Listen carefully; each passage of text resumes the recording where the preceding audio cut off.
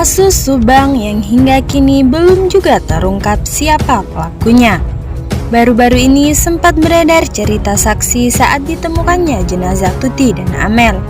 Namun sebelum lanjut ke pembahasan, mohon luangkan jari Anda untuk menekan tombol like, komen, dan subscribe, serta nyalakan lonceng notifikasinya agar Anda tidak ketinggalan berita terbaru dan terupdate dari channel ini. Jika sudah, mari kita simak berita selengkapnya. Ketua RT Ciseti tempat terjadinya kasus pembunuhan di Subang, Dede memberikan keterangannya terkait awal ditemukannya jenazah Tuti Suhartini dan Amalia Mustika Ratu di mobil Alphard.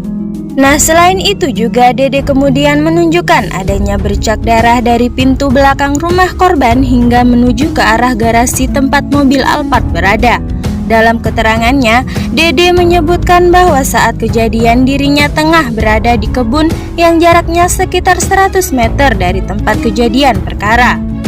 Menurutnya, salah seorang pembersih jalan yakni Pak Ujang saat itu datang ke lokasi sekitar jam 07.25 di tempat kejadian perkara. Ketika itu dia tengah mengasah arit saat didatangi oleh Yosef.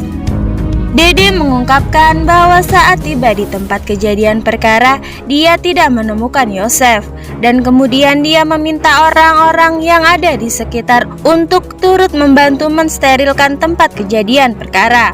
Ketika tiba di TKP bersama petugas dari Polsek Jalan Cagak, Yosef yang dalam kondisi syok kemudian diamankan di sekolah yang letaknya di depan TKP. Sekedar untuk mengingatkan, kasus pembunuh Subang telah menewaskan Tuti Suhartini dan Amalia Mustika Ratu alias Amel.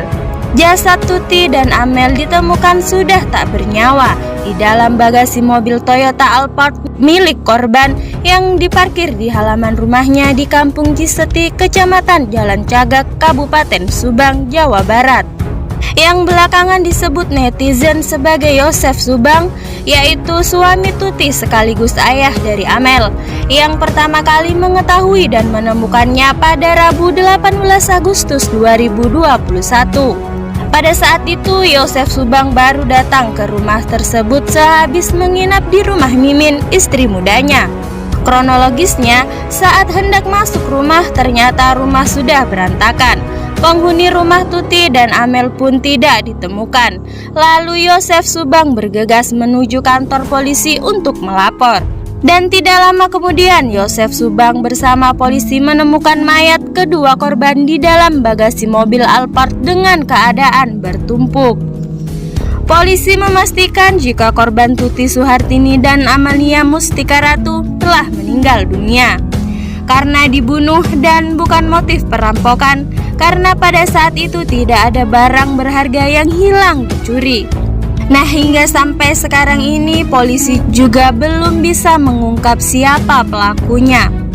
Dan semoga saja polisi akan segera mengungkap siapa dalang motif pembunuhan ini.